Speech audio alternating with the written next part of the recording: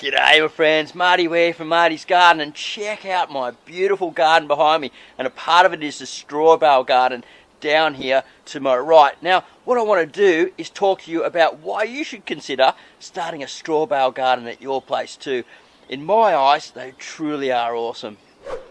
I know quite a few of you have been watching this straw bale garden develop, and I just want to show you some old photos of what it was like before it became this. This is a photo of my daughter Karen with our first 2 bales just before we got it going. Here you can see the first planting of some red vein sorrel, some purple sango radish and some pea shoot seeds being thrown in. And 2 weeks later I started harvesting this baby leaf red vein sorrel for fresh salads, which I still grow in there to this very day. And it didn't take long after that. The radish started flowering, the bees started coming in, and I was harvesting every day. So this is where we're up to now. The very first bed. 9 months, 8-9 months old, still growing lots of food. And I can't even count how much food's come out of just that one bale. Behind it there's another bale about the same age. It's got nasturtium just popping out of it pretty much everywhere now there. And really loving the cooler temperatures.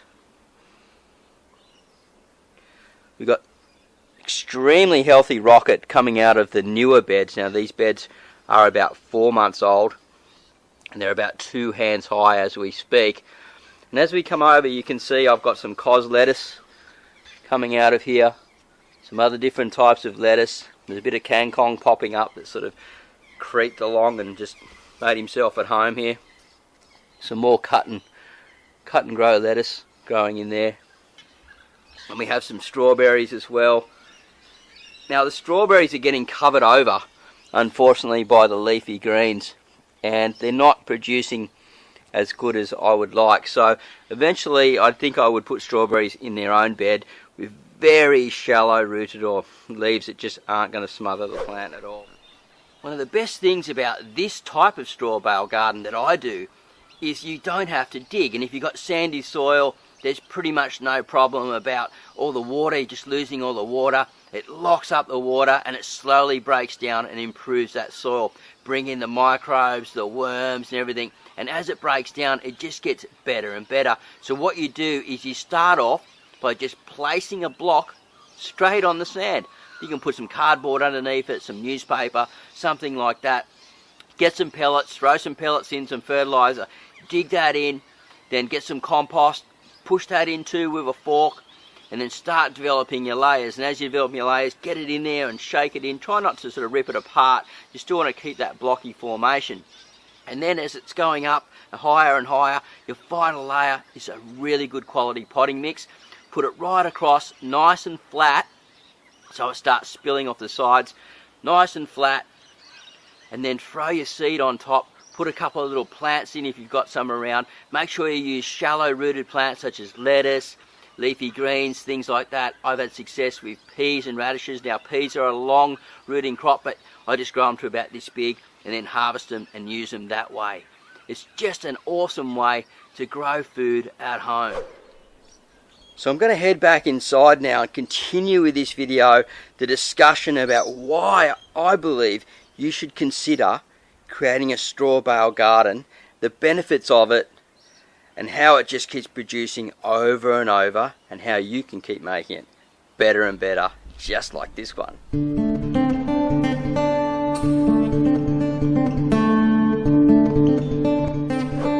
So the benefits for straw bale gardening really are amazing. And like I said in the beginning of the video and through, if you've got sandy soil or heavy dig clay soil, then this actually is perfect for you guys. And it's perfect for me because I have sandy soil here. And I really don't like weeding all the time. I've got one garden bed that runs along the fence, and since I've made that the sand dig garden, I've got to get in there and weed more regularly. This one, I don't have to weed at all. It's pretty much because you just pack as many plants in as you can. The weeds have got no room to sow in there and start. They just don't generate. And so what you're doing is you're actually growing and thinning more than you actually are. So as you're harvesting each day, you're thinning, and then the plants on the sides will fill in that space and keep growing on. And then when the season comes, the plants are finished, give it all a haircut, throw some more compost on, a little bit more potting mix, throw some more seed in, and things keep coming up and generating, growing, and just keep producing food. Now, I grow mostly leafy greens in mine, but as those bales progress and get older and older, they'll actually there'll be tomatoes and things like that in there next spring, and they'll really pump on. And the reason being is because all that nourishment that's been breaking down is staying in that system.